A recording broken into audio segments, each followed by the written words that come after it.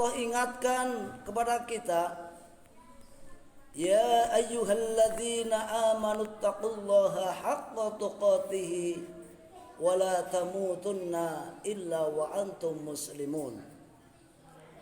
Hai orang-orang yang beriman, bertakwalah kamu kepada Allah dengan sebenar-benarnya takwa, dan janganlah sekali-kali kamu mati kecuali dalam keadaan Islam. Bertakwa berarti memperhatikan, memuliakan dan mengagungkan setiap apa yang Allah perintahkan kepada kita, dan kita pun berusaha untuk senantiasa menjauhi apa yang dilarang oleh Allah kepada kita semua. Hadirin jamaah Jumat yang dimuliakan oleh Allah, setiap yang kita lakukan, semua yang kita hadapi, yang akan, yang sedang, dan yang telah kita hadapi dalam kehidupan ini, hakikatnya adalah merupakan qada, qadar dan iradat dari Allah Subhanahu wa ta'ala.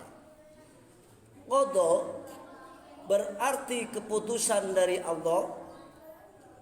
Qadar adalah karena kekuasaan Allah. Iradat berarti adalah kehendak dari Allah Subhanahu wa ta'ala. Timbul pertanyaan pada diri kita, kalau semuanya adalah qada, qadar dan iradat Allah, apakah tidak berarti orang itu atau setiap hamba melakukannya dengan keterpaksaan? Hadirin, Imam Thohir bin Saleh Al-Jazairi membahas hal ini, yaitu tentang qada dan qadar. Kata beliau,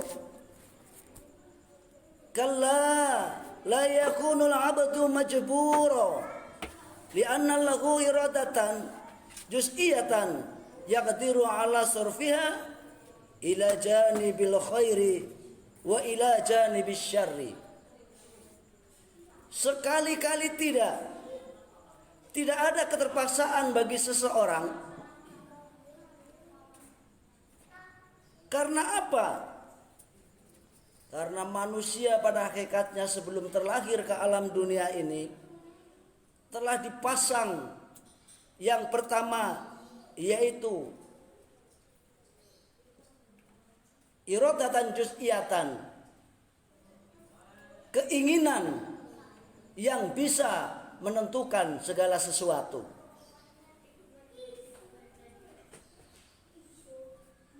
Inilah dua chip yang pasti ada pada setiap manusia. Yang pertama, chip yang Allah berikan kepada kita adalah iradatan juz'iyatan.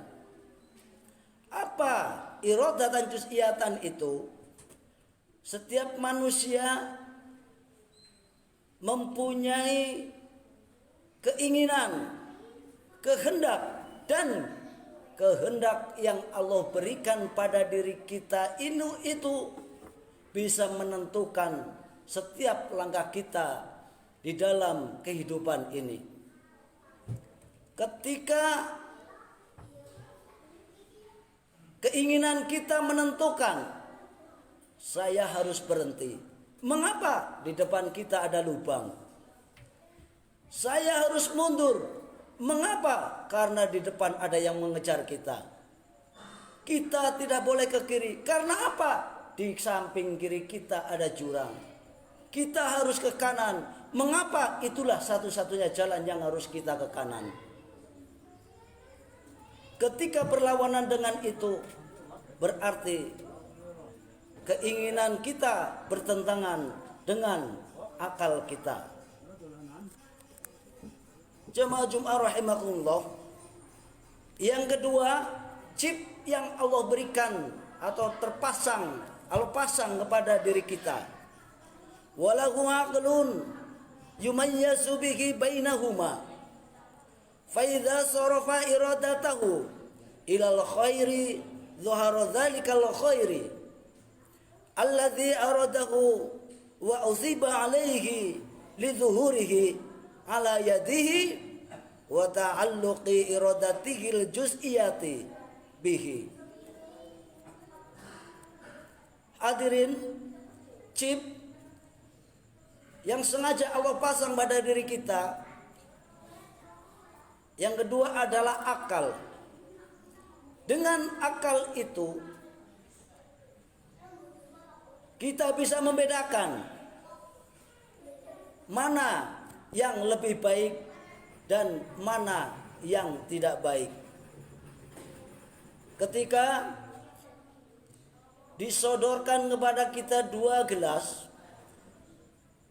berisi cairan, yang satu air bening, tentunya akal kita mengatakan ini segar kalau kita minum.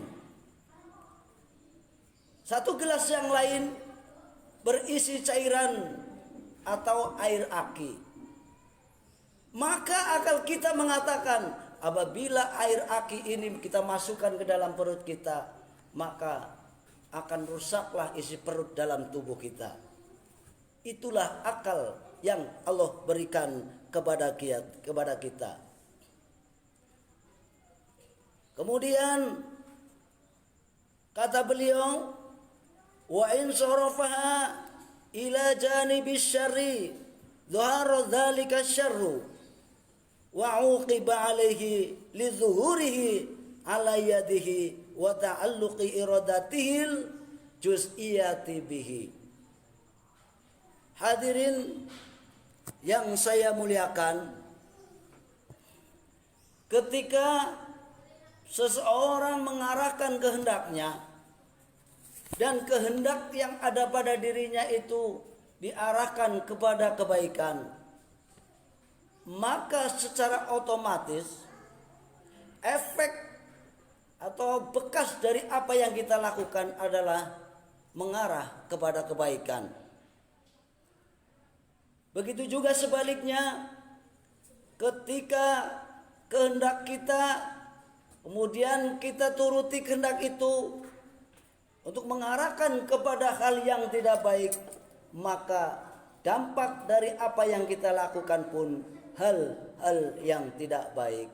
Itulah alasan mengapa dalam hidup ini kita, walaupun semuanya adalah merupakan qadar dan iradat dari Allah Subhanahu wa taala, tapi Allah telah memberikan 2 chip pada diri kita. Yang pertama, iradatan juz'iyatan, keinginan yang bisa menentukan suatu langkah. Yang kedua, diberikannya oleh Allah kepada kita, yaitu berupa akal. Hadirin yang saya hormati,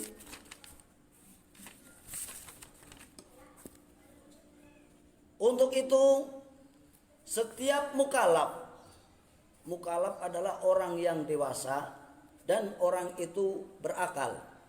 Itulah mukallaf. Bagi setiap mukallaf diwajibkan kepada mereka untuk seyakin-yakinnya bahwa semua perbuatan, ucapan dan gerakannya, yang baik maupun yang jelek yang telah terjadi pada diri kita, karena adanya kehendak, takdir dan pengetahuan dari Allah Subhanahu wa taala. Akan tetapi perbuatan yang baik Allah memang memerintahkan. Akan tetapi dengan perbuatan baik itu juga Allah telah meridhoi. Sebaliknya, perbuatan buruk yang kita lakukan memang Allah menghendaki. Akan tetapi Allah tidak memerintahkan dan Allah tidak meridhoinya. Hadirin rahimakumullah, efek dari perbuatan itu kebaikan akan mendapatkan pahala, mendapatkan kebahagiaan yang hakiki, yaitu di surga nanti.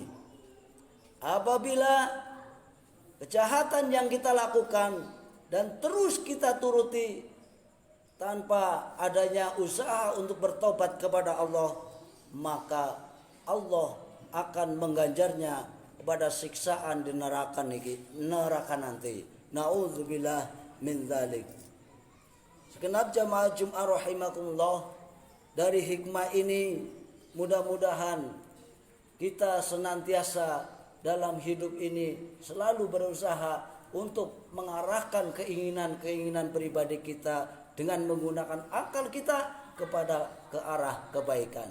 Sekalipun apa yang akan terjadi dalam kehidupan ini sudah tertulis di Lauh Mahfuz sana, akan tetapi satu catatan, takdir hanya bisa dirubah dengan takdir. Apa pengertian itu? Takdir hanya bisa dirubah dengan doa. Satu contoh, kemungkinan pada tahun 2020 seseorang mendapatkan musibah karena selalu berdoa dan berdoa kepada Allah, kemudian minta tolong kepada orang lain untuk senantiasa mendapatkan keselamatan dari Allah, maka yang sudah ditetapkan di Lauh Mahfuz pun Allah rubah untuk menjadikan suatu hal yang kebaikan pada diri orang tersebut, terhindar dari musibah. Demikian, mudah-mudahan bermanfaat.